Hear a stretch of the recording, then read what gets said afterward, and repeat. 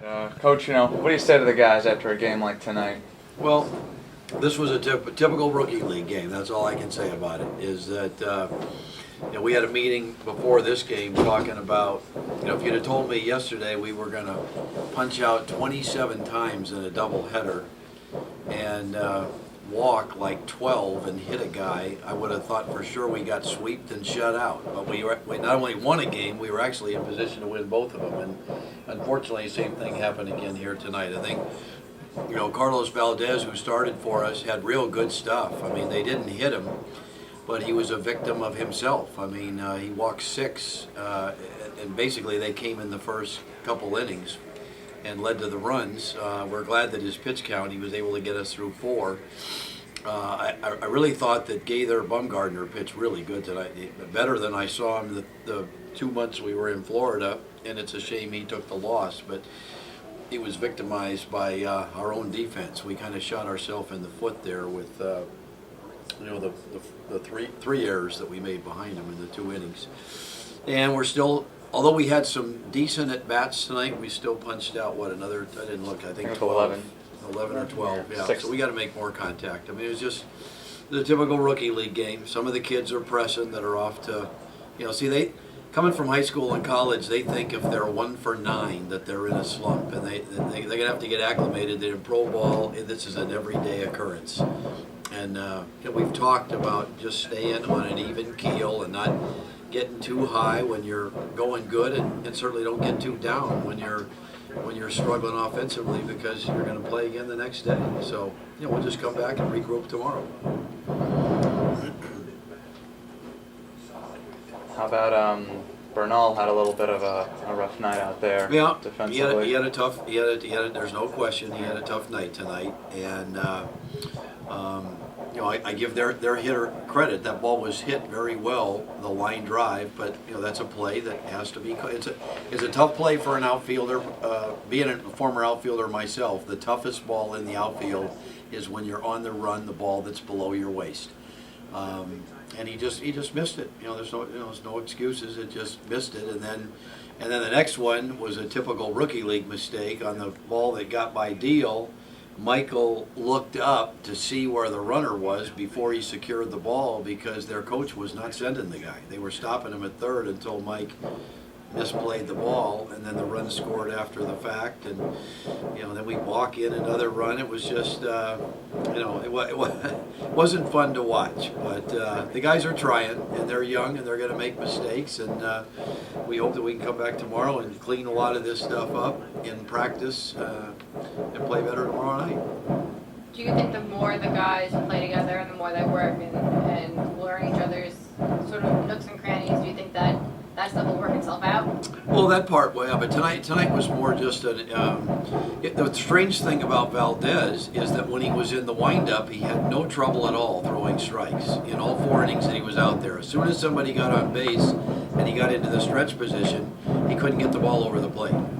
And yet he said he felt fine, but the results weren't there. And he throws the ball away at first base. That led to a run. So I mean, tonight there was nothing.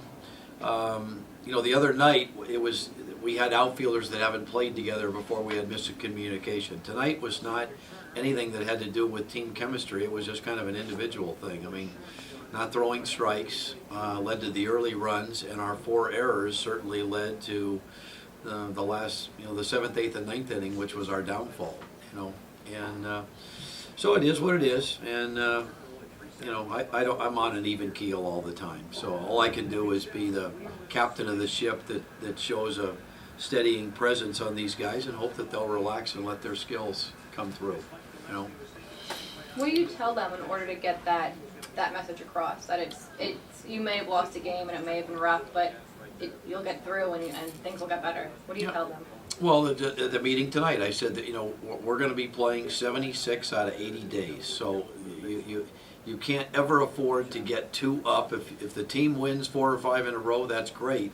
But you just need to steady the course, because it's a long, and this is only half a grind, because a normal season is 140 or 144 games. And, we'll just talk about that each time. I mean, during the game tonight, I went up to some of the guys. Certainly Tucker Tharp is off to a tough start. He had a terrific year in college. He's finding out that pro ball is completely different. I mean, he's been, he's led off and he's been hitless through 4 games until when he was asked to sacrifice bunt tonight, he beat it out. At least he got his first pro hit.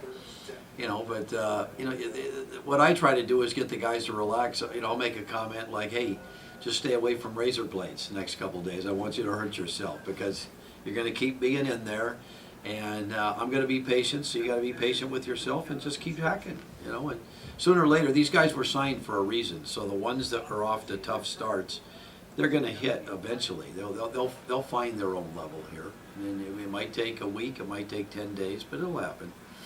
And I certainly think that the pitchers, from what I saw in Florida, are going to throw more strikes. And I mean, we are at 25 walks and 3 hit batters in 4 games. I mean, it's amazing that we've won 2 of the 4 because that's 28 free passes that we're just putting people on the bases. And certainly their control is better than that, but that's part of just getting acclimated to the lights and the whole environment. Because in Florida, there's no people there. We're playing the games at 10, 11 o'clock in the morning with literally nobody there but themselves.